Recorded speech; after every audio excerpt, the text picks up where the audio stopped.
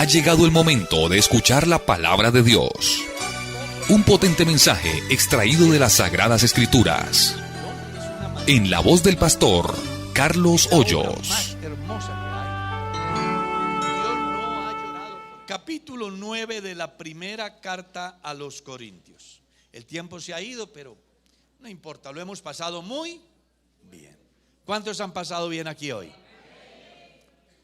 Recuerde, si quieren más música, ya saben, es facilito. Él tiene, ¿cuántos volúmenes dijo? 5 volúmenes. Ahorita tiene 4 y la colección en la memoria, ¿cierto?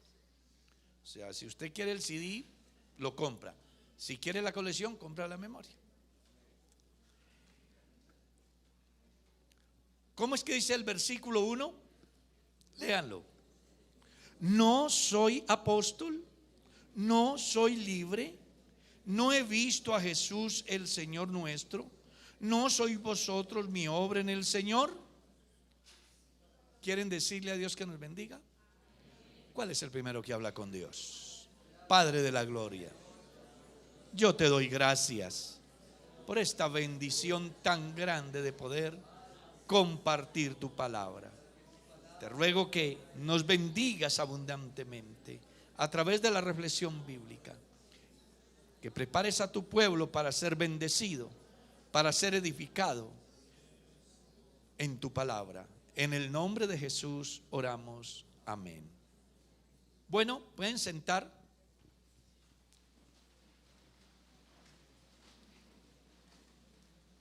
En la vida hay derechos y hay ¿qué? Deberes. Entonces vamos a hablar de los derechos del pastor y los deberes del pastor. Y vamos a hablar de los derechos de la iglesia y los deberes de la iglesia. Y en razón a que quiero compartirles esta enseñanza. Sencillo. Voy a retirar, hermano, porque de pronto salimos haciendo un daño. Porque resulta que en Corinto se presentó un fenómeno que estaba relacionado con 3 importantes escuelas y que la iglesia había pues como seleccionado los grupos.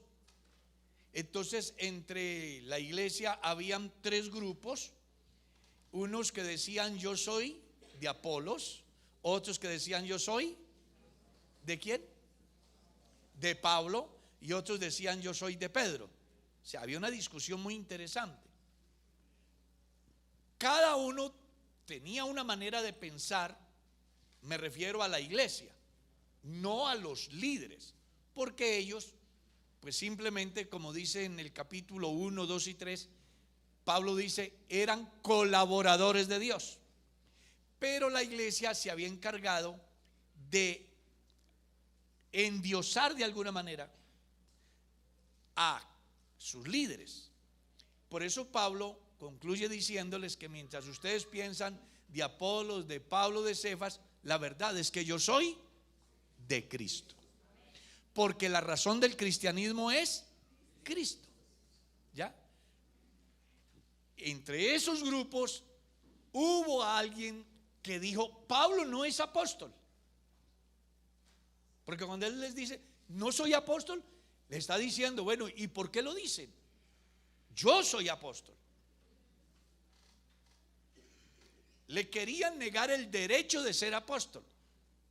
Pablo explica por qué es apóstol. En el capítulo 15, verso 9, léanlo, del mismo libro. Lean y verá. Pablo dice por qué es apóstol. Colóquenlo en la pantalla si me hacen el favor. 1 Corintios 15, verso 9. ¿Cómo dice? Porque yo soy el más pequeño de todos los apóstoles, porque perseguí a la iglesia del Señor. ¿Cierto? ¿Pero qué? Siga leyendo. Porque yo soy el más pequeño de los apóstoles, que no soy digno de ser llamado apóstol, porque perseguía a la iglesia de Dios. El versículo que sigue, verso 10. Pero por la gracia de Dios soy lo que soy, y su gracia no ha sido en vano para conmigo. Antes he trabajado más que todos ellos, pero no yo, sino la gracia de Dios en mí. Pablo dice, yo tengo un derecho dado, y es que yo fui constituido apóstol no por los hombres, sino por Dios.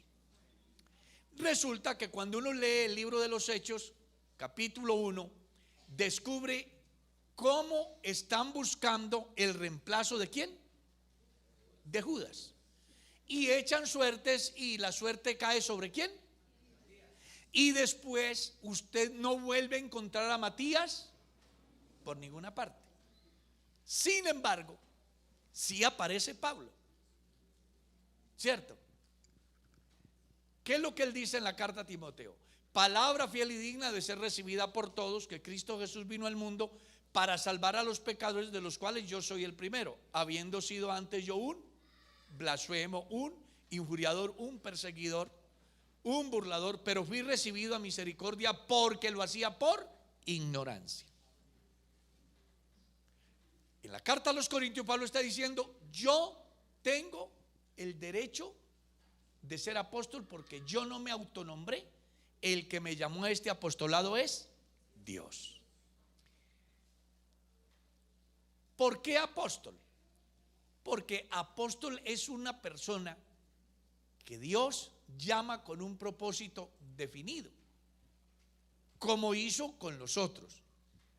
Y el apóstol tiene unas características, y es su vocación de servicio, de desprendimiento a las cosas materiales, de entrega total al llamado que Dios le ha hecho, pagando el precio inclusive con la vida, siguiéndole las señales y milagros, como lo dice el capítulo 16, los dos últimos versículos del Santo Evangelio según San Marcos, que dice la escritura que ellos saliendo fueron a predicar por todas partes, ayudándolos el Señor con las señales y milagros que les seguía. Amén. Así dice los dos últimos textos de San Marcos capítulo 16.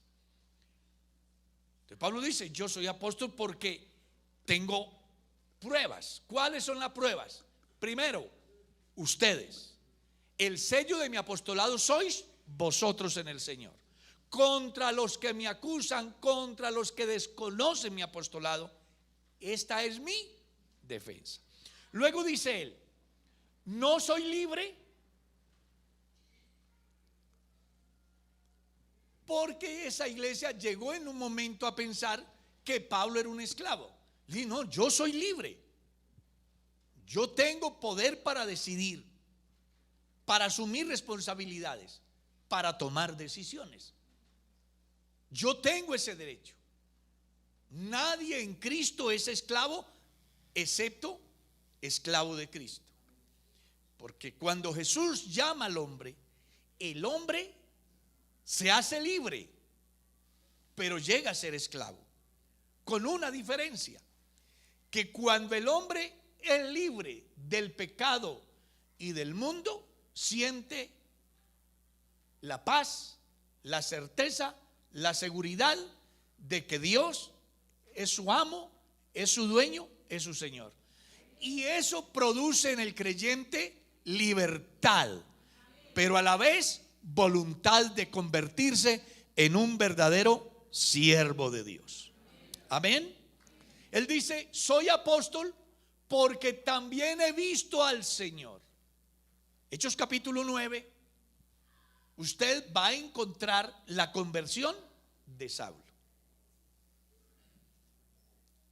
Cómo Dios llama a Saulo no solo a la salvación, sino para que cumpla un ministerio. Recuerde que los apóstoles no se autoproclaman. Hoy hay muchos llamados apóstoles que de cualquier parte salen, no importando incluso su conducta. ¿Ya? Conozco gente que incluso estuvo en la iglesia, fueron de pésimo testimonio y hoy se proclaman apóstoles en algunas partes. Realmente esos no son apóstoles, son apóstatas, que eso es otra cosa.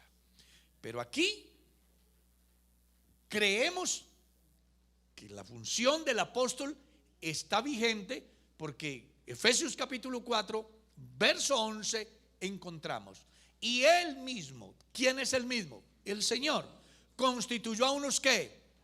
Apóstoles. Créame que yo estoy seguro y convencido que los apóstoles todavía existen. En la iglesia hay apóstoles, han habido apóstoles, hay y habrán, que no se les reconoce, porque la gran verdad es que los ministerios dados por Dios no es para endiosar al hombre, no es para elogiar al hombre, sino más bien para que Él sea glorificado. Eso es lo que dice el capítulo 12 de la primera carta a los Corintios. Hay diversidad de ministerios, hay diversidad de dones, hay diversidad de operaciones, pero el Espíritu es el mismo. O sea, el apóstol, como el profeta, como el pastor, como el maestro, como el evangelista, no se autoproclaman. Dios, con el poder de su Espíritu, dota a la persona y lo pone a funcionar para bien del pueblo. Yo pienso que no hay un ser más generoso que el Dios que adoramos aquí. Usted verá si lo alaba, Él está aquí. Aleluya. A Él sea la gloria. Entonces, Él como apóstol tenía unos derechos, como tiene los derechos el pastor, como tiene los derechos el maestro, como tiene los derechos el evangelista, como tiene los derechos el profeta dentro de la iglesia. ¿Hay profetas en la iglesia? Sí. Cada vez que un hombre se para frente a un auditorio y dice: vamos a oír la palabra de Dios, vamos a abrir la palabra de Dios, y comienza a transmitir el mensaje que está escrito, esa es la función del profeta. Esa es la función del profeta. La iglesia no cree en los profetas que se levantan después de comerse en unos frijoles trasnochados y dicen que van a profetizar. Eso sí no lo creemos nosotros. Ni creemos en esos señores que dicen que tuvieron una revelación, una visión. Nosotros tenemos en claro la palabra profética. No hay algo más seguro que la palabra de Dios. Cuando ustedes creen a la palabra de Dios, están seguros. A Él sea la gloria. A Él sea la gloria. Hermano, que Dios me mostró, hermano, que Dios me reveló, hermano, que tuve un sueño, hermano, que tuve una visión. Y hay que poner cuidado qué fue la visión, qué fue la revelación. Algunas iglesias, incluso de nuestra comunidad, de nuestra organización, tienen problemas porque se han levantado presuntos profetas, presuntos soñolientos, presuntos visionarios, que se dejan llevar por sus propias emociones, y al observar el comportamiento de determinados individuos que se llaman ser cristianos y no lo son, hacen que influya en ellos para luego hacer creer que son. La gran verdad, cuando un hombre comienza a predicar la palabra comienza a descubrir el corazón de todos. Cuando ustedes escuchan la palabra y dicen: uy, era para mí. ¿Qué?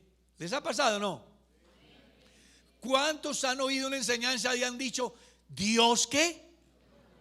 Entonces, ¿quién fue el que le habló? Dios, a través del hombre o de la mujer que utilizó para ese día, en ese momento, según su necesidad. Puede ser que algún día usted venga al culto y escuche la palabra y se quede tranquilo, pero dentro de todo ese grupo puede haber alguien que comienza a romperse una cadena a pedazos, que comienza a derrumbarse una muralla. Yo escuché un testimonio interesante. Un importante predicador en un escenario maravilloso, lleno de gente, dio una enseñanza y él se sintió frustrado, porque a los predicadores Nos pasa eso. Somos muy subjetivos. Entonces creemos que el éxito de la predicación es cuando la gente llora, se pasa al altar, derraman lágrimas, se dan golpes de pecho. Entonces uno dice, Dios hizo una obra. Pero resulta que esa es una visión muy subjetiva, porque más bien está buscando es que se reconozca que yo. Resulta que el pastor dio la enseñanza y se bajó desmotivado. No quería salir porque él se sintió, él esperaba algo más. Pero al salir, a cerrar la puerta, encontró una viejita en la última banca llorando. Él pensó que algo le estaba pasando. Hermana, cuénteme, ¿qué le pasa? ¿Qué le sucedió? Hermano, es que Dios lo usó para que me hablara a mí. Yo necesitaba esta palabra hoy. Así es Dios. Dios sabe su necesidad. Dios conoce mi necesidad y nos habla en el momento exacto que lo necesitamos. Por eso yo quiero que alaben al que habla a la vida del hombre.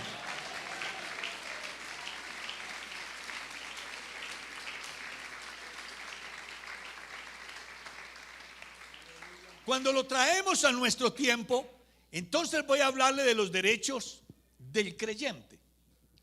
Porque hay derechos y hay ¿qué? Así como el pastor tiene unos derechos, la iglesia también tiene unos derechos. El pastor tiene unos deberes, la iglesia tiene unos deberes. ¿Cuáles son los derechos de la iglesia? La iglesia tiene derecho a ser atendida por su pastor. La iglesia tiene derecho a que su pastor ore por ellos, a que su pastor los escuche, a que su pastor los oriente, a que su pastor los consuele, a que su pastor les ayude a encontrar salidas en los momentos difíciles. A mí se me han acercado personas y me han dicho, pastor, dígame qué tengo que hacer y yo lo hago. Porque cuando Dios ve una persona en la iglesia como una autoridad, algo pasa. Algo pasa. Yo recuerdo que fui pastor en una iglesia donde un creyente se metió mal con la familia del pastor y de una manera especial con el pastor. ¿Ya? Entonces, en la iglesia hay creyentes que aman al pastor, que valoran el trabajo de su pastor. Y les dolió mucho el comportamiento de ese presunto cristiano. Uno de ellos me dijo, hermano, dígame qué quiere que haga con ese tipo. Si quiere lo desaparezco hoy. Ah, bueno. Mire lo delicado que es ser pastor. Pero como creyente él, yo tenía el deber de ¿qué? De escucharlo. De escucharlo. Él estaba tan incómodo por lo que había hecho contra ese tipo, contra su pastor, que él dijo, dígame qué quiere que haga. Yo lo desaparezco hoy. Y otros 3 muchachos de la iglesia que estaban muy resentidos dijeron, nosotros sabemos dónde vive y diga a ver qué hay que hacer. El deber del pastor es escuchar el que le elogia, el que reniega contra él, el que se pone a defenderlo. El pastor, la iglesia tiene derecho a que lo escuchen. Ustedes tienen ese derecho. Tienen derecho a que le presenten sus hijos. Tienen derecho a que oren por sus necesidades. Tienen derecho a que los visite su pastor. Tienen derecho a que su pastor se pare un día, una hora para atenderlos. Ustedes tienen derecho a que les haga la ceremonia matrimonial, a que le presente sus niños, a que los bautice. Ustedes tienen derecho a que en las etapas de su vida muy bonitas como muy difíciles, su pastor esté ahí. Claro que sí. Ustedes tienen todo ese derecho. Tienen derecho a que el pastor ore por ustedes para despedirlos cuando se van, se cambian de congregación. Yo recuerdo que cuando era directivo se presentó un problema en una iglesia. Entonces me enviaron a que arreglara el problema. Cuando llegué me encontré era que el pastor no quería darle una carta a una familia que quería mudarse de congregación. Entonces los hermanos decían: hermano, es que queremos irnos a asistir a tal parte y el pastor no nos quiere dar la carta. Entonces yo llamé al pastor: pastor, ¿por qué no les da la carta a los hermanos? Digo: porque son muy malos creyentes. Le dije: hágame el favor y coloquen la carta. Son pésimos creyentes, pero denle la carta. Ellos tienen ¿qué? Derecho. Delante de ellos le dije: es que él dice que no les ha dado la carta porque ustedes son de muy mal testimonio. Sin embargo, pastor, hágame el favor y hace la carta y coloca en observaciones. Usted coloca que ellos son miembros de esta iglesia hace tantos años, que se han caracterizado por ser irresponsables, por ser malos cristianos, por ser desobedientes, pero me les da la carta. Se acabó el problema con los creyentes y se acabó el problema con el pastor, porque los creyentes tienen derechos. Gloria a Dios. Así, pastor, que en su iglesia el que le pide una carta, désela. Que es un evangélico chiviado, coloque ahí: evangélico chiviado. No, ¿verdad? El que me pide una carta a mí, yo se la doy. Y si nunca lo he visto, también se la doy. El suscrito pastor certifica que el señor Julano de tal, identificado con cédula de ciudadanía número de tal parte, es una persona que solo lo he visto una vez, no sé quién es. Ya. Él acude, él tiene ¿qué? Derechos. Y no se los podemos negar. Pero los cristianos también tienen ¿qué? Deberes. Deberes. El cristiano tiene el deber de apoyar todas las actividades de su iglesia. Tiene el deber de orar. Tiene el deber de vigilar. Tiene el deber de ayunar. Tiene el deber de ofrendar. Tiene el deber de diezmar.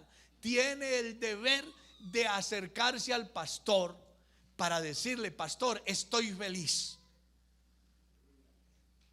Como también cuando tiene el problema viene, que uno casi siempre ve es que el creyente llega cuando tiene el problema, pero cuando tiene éxito no aparece. Es más, hasta se olvidan de Dios y de la iglesia. Solo cuando están, como dicen por ahí el dicho vulgar, en la mala, dicen: ay, pastor, yo vengo a hablar con usted. Yo asistí aquí a la iglesia y yo viví, pero no sé qué me pasó y ahora estoy en una situación. Y el pastor lo escucha. Pero es muy importante que usted comprenda que también es su deber participar a su pastor de todo aquello bueno, como dice la escritura. Y tienen el deber de sujetarse al pastor. Por eso es muy interesante que cuando usted viene donde el pastor a decirle: pastor, yo quiero que me dé una orientación.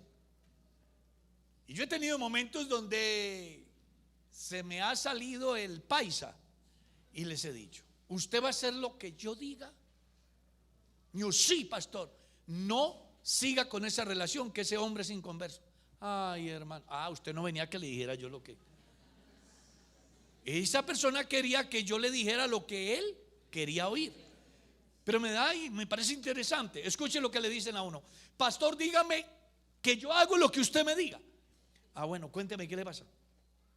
Mano, lo que pasa es que, pues la verdad, soy casado, pero estoy enamorado de la vecina.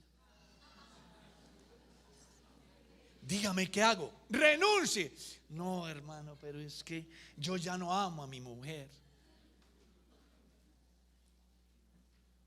Entonces, cuando eso pasa, el pastor le dice a la persona: pues entonces no diga que le diga lo que usted tiene que hacer, porque usted no lo va a hacer. Usted lo que necesita es arrepentirse, convertirse, apartarse del mal, hacer el bien, buscar la paz y seguirla con todos los que de corazón limpio en cualquier lugar invocan el nombre del Señor.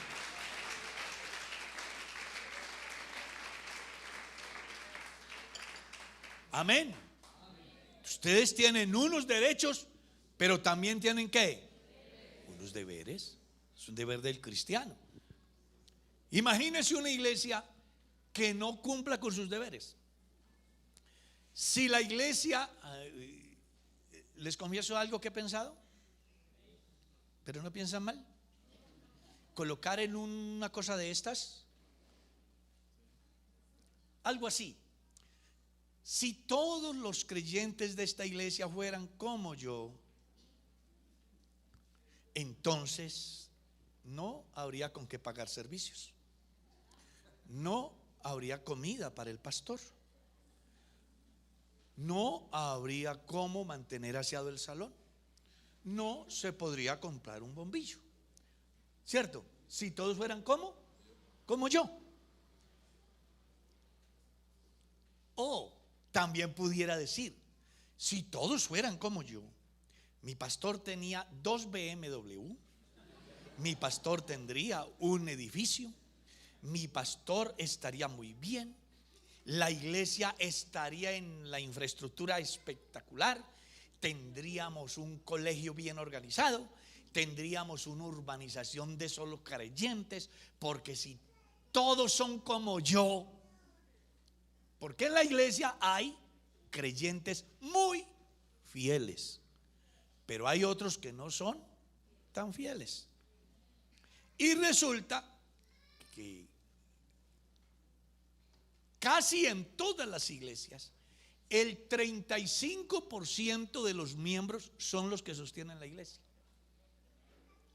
Hay un 65%, ese es el análisis que yo he hecho, y eso me ha dado como resultado, porque dentro de la comunidad hay unos que entienden sus derechos, pero no sus deberes. Yo los motivo hoy para que reclamemos nuestros derechos, pero también ¿qué? Cumplamos con nuestros deberes. Y los deberes nuestros no deben de ser una carga, ¿no? Porque la gran verdad es que nuestros deberes hacen que nosotros tengamos ¿qué? Derechos. Que yo no estoy de acuerdo con la administración de Peñalosa, que por qué ese tipo no sé qué. Y entonces hay una convocatoria a ¿cómo se llama? A vetar una revocatoria ¿cierto? Entonces necesitamos una cantidad de personas que vayan. Entonces se registra Carlos Hoyos allá, porque yo estoy en contra de es un ejemplo que estoy colocando, ¿no? Colocando ahí un ejemplo. Entonces yo no estoy de acuerdo con la administración del señor Peñalosa. Entonces la registraduría mira la lista y dice, no, pero Carlos, ¿qué va a decir si él no votó? Entonces, para yo tener derecho a revocar al alcalde, yo tengo que haber votado, porque ese es un deber ciudadano. Entonces, vamos a ponerle cuidado a eso. Pongámosle cuidado porque somos cristianos. Amén. Y acuérdense que mis derechos llegan hasta donde yo cumplo ¿con qué? Con mis deberes.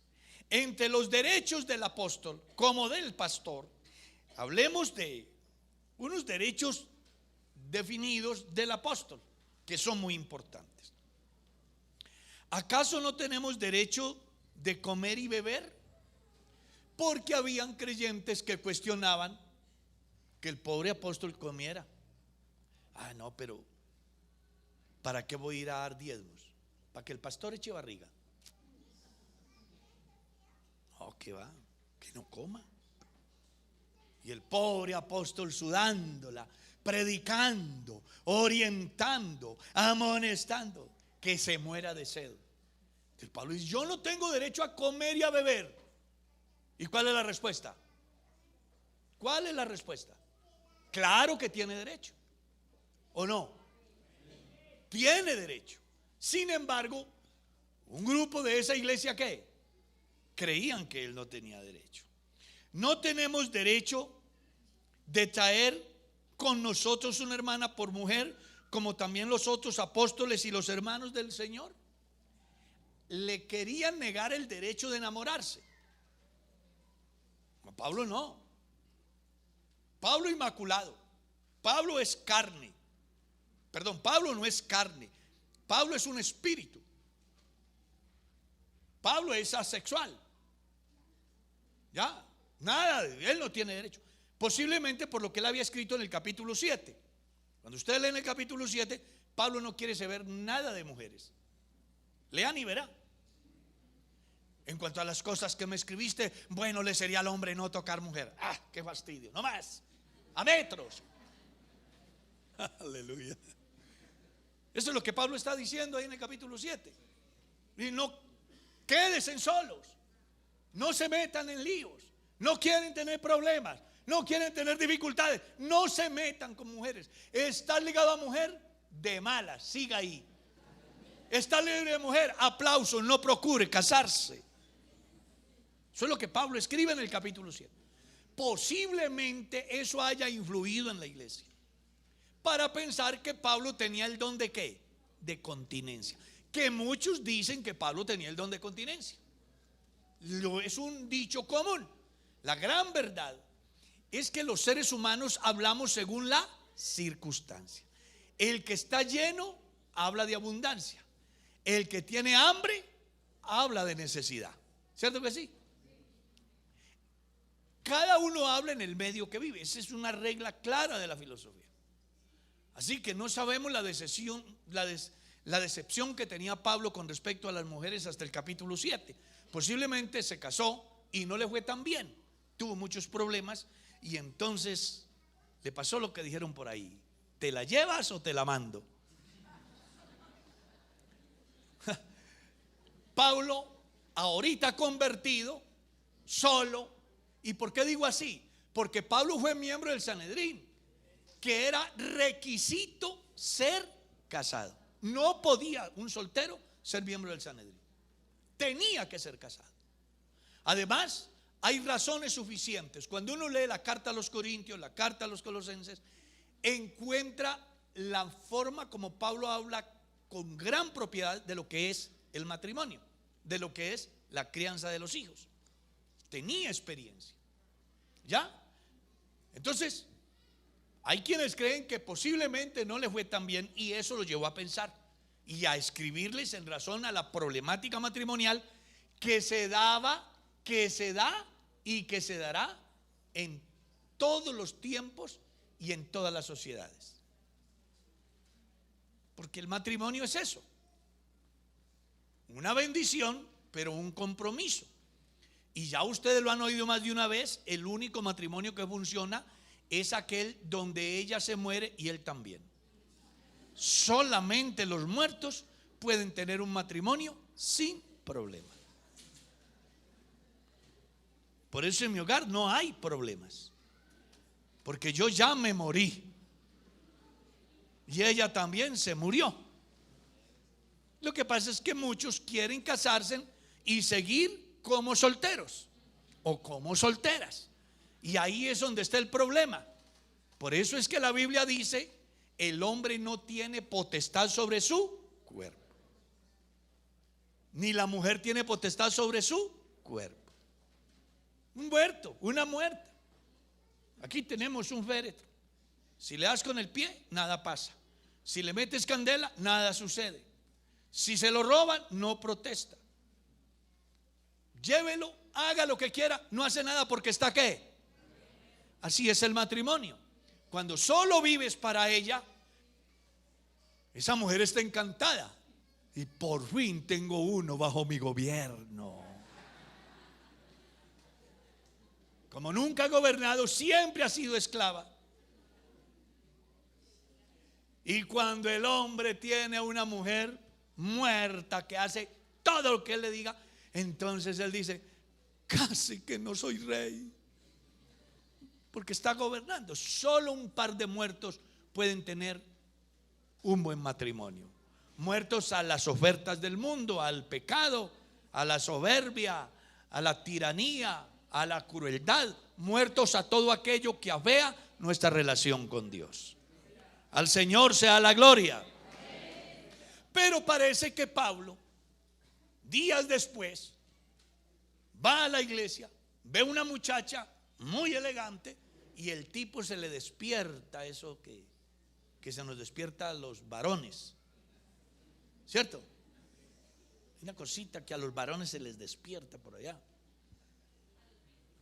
A los vivos, aleluya. Oiga, mijo, pilas, ya lo están asegurando. Gloria a Dios. Y le llamó la atención y entonces los creyentes están, vea, porque no hay nadie más visto en la iglesia que el pastor.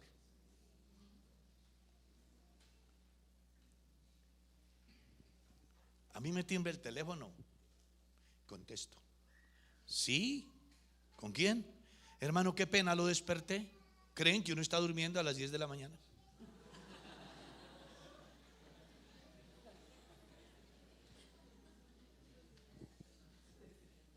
¿Ah? Viven pendiente de todo lo que hace el pastor. Si yo hubiese venido hoy con este pantalón y 3 quiebres, seguro que ya habría gente diciendo: no, esa hermana Mercedes sí no sabe aplanchar. Mire el pastor cómo está. Por eso antes de venirme a la casa ella me hace dar la vuelta, me mira. Mijo, usted ya hace un mes que no se baña, tiene lanitas aquí. Venga, yo se las quito. Porque todo el mundo vive pendiente de dónde vive el pastor, cómo vive el pastor, qué come el pastor. Es más, algunos piensan que el pastor ni come. Hermana, ¿es cierto que el pastor no come sancocho?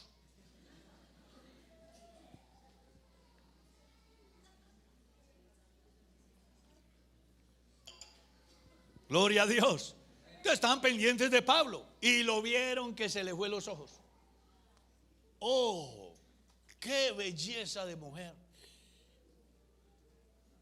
Venga, Pablo, ¿usted no es que tiene el don de resistencia?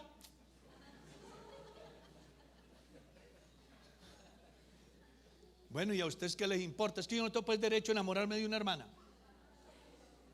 Cuando él reacciona así fue porque le cuestionaron alguna actitud. Yo no tengo derecho a enamorarme. Como todos los apóstoles y Pedro también tienen mujer. Y los hermanos del Señor Jesús también. Solo Bernabé y yo tenemos que quedarnos solterones. Aquí, viudos, beatos. No, yo tengo derecho, soy un varón. Porque él estaba reclamando sus derechos. Bendito sea Dios. A él sea la gloria. Y él les aclara que todos, y eso, qué bueno que les sirva de información a todos los que están aquí, incluyendo a las personas.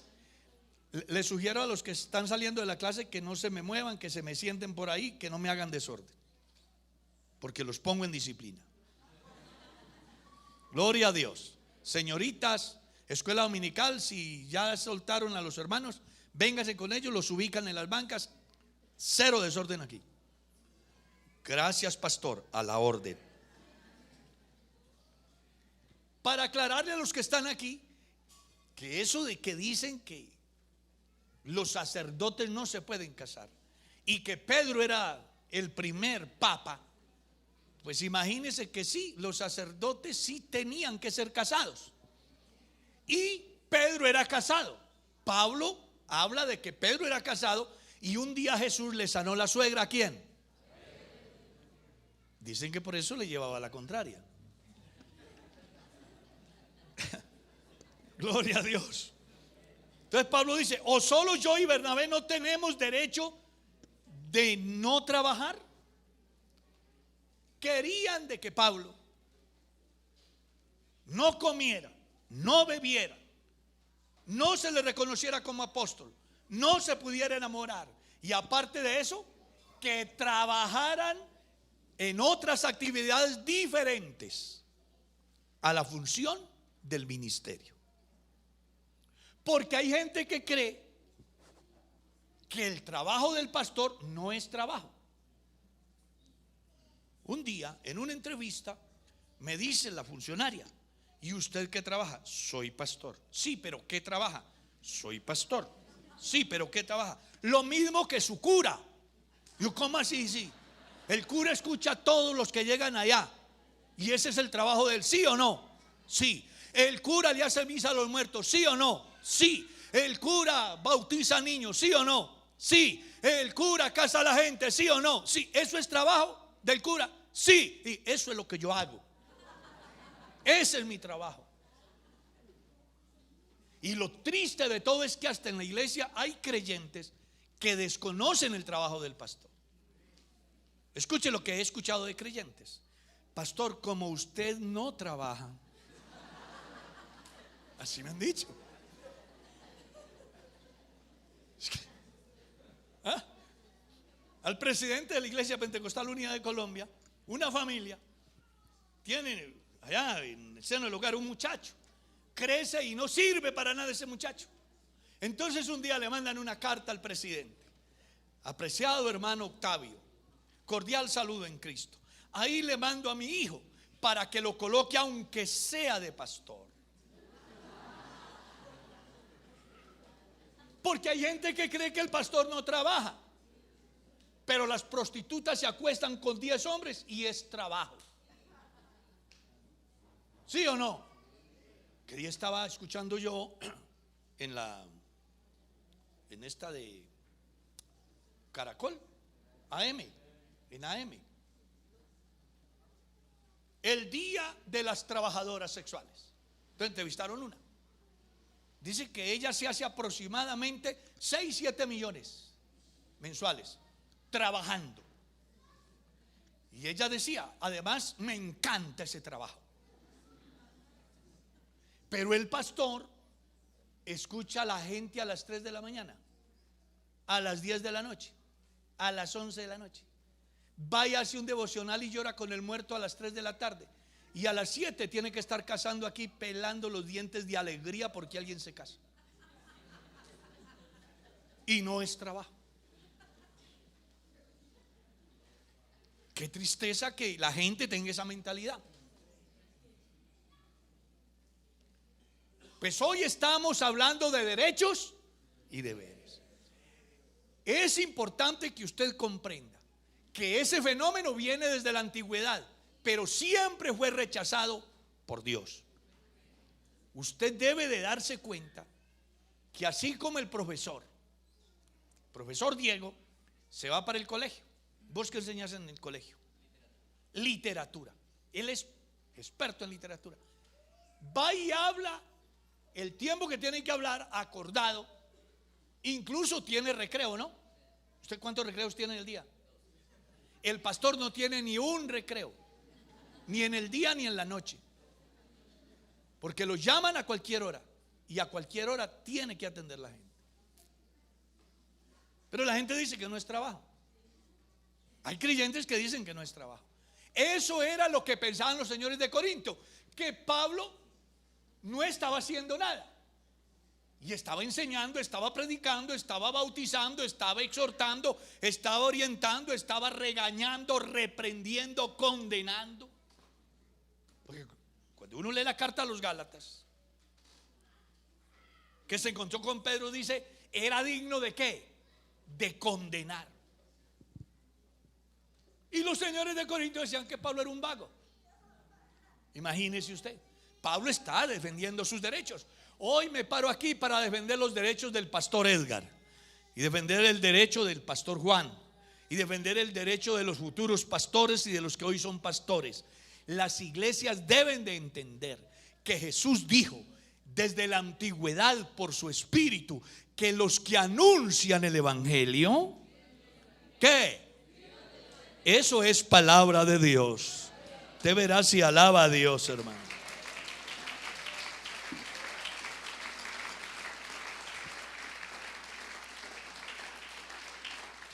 A Él sea la gloria. Entonces, ¿el pastor trabaja o no? Están dudosos. ¿Cuántos creen que el pastor es un vago? ¿Cuántos creen que el pastor trabaja? Gracias, hermano. Yo quiero que se den un aplauso ustedes, de verdad. Reconocer que el pastor trabaja. Está muy bien. Venga, ¿y usted por qué no se aplaude? Es que no cree que el pastor trabaja. ¿Creen que el pastor no trabaja? No trabaja. Ay, Manolo, ¿qué pasa? Ah, Dios mío. Ay, que Manolo cree que el pastor no trabaja. En estos días viene a que le haga la ceremonia. Lo que pasa es que el pastor no es como el cura. El cura sí cobra por el matrimonio. El cura sí cobra por enterrar el muerto. El cura sí cobra por bautizar el niño. El cura sí cobra por los 50 años de muerto de Peranito. El pastor no cobra por nada de eso. Tal vez será por eso que piensan que el pastor no trabaja. Pues yo quiero que sepan que el pastor trabaja. ¿Escuchó eso? Trabaja. Y si quiere le suelto a esta iglesia siquiera una semana, para que reciba aquí al que viene que no tiene con qué pagar la luz y lo escuche. Para el que reciba al que viene y dice que fue abusado, que ¿qué hace? Para que reciba aquel que viene y diga que yo soy fulano de tal, familiar de alias no sé quién, y mato y como del muerto si no hay plata. Que lo escuche y mire a ver cómo se defiende. Para que prepare una enseñanza argumentada con razones bíblicas, para que sienta la carguita de saber de que si su hermano se pierde y usted no le dice la verdad, usted tendrá que darle cuenta a Dios. Por eso el pastor es franco, es abierto, porque yo prefiero decirle la verdad a usted, así no me vuelva a hablar, y no que se pierda y enseguida Jesús me llame y me diga: Carlos, lo puse en la iglesia de Kennedy, le di para que comiera carne 3 veces al día, le di para que tuviera carro, le di para que se fuera a descansar, y usted no fue capaz de decirle la verdad a Julano, y este tipo se perdió. Yo se la voy a demandar a usted. Por eso es que la Biblia dice: sujetaos a vuestros pastores que velan por vuestras almas, como quienes han de dar cuenta, dice la Escritura. Yo quiero que alaben al pastor de los pastores. A él sea la gloria. A su nombre sea la gloria. Si usted quiere vivir una vida cristiana de verdad, reclame todos sus derechos. No se mendigan, se reclaman. Pero cumpla con todos sus deberes. Y cuando usted cumple con todos sus deberes, sus derechos están dados. Y lo más importante, tendrás la bendición de Dios. ¿Quién da gracias? ¿Quién da gracias por esta enseñanza? Padre nuestro, yo te doy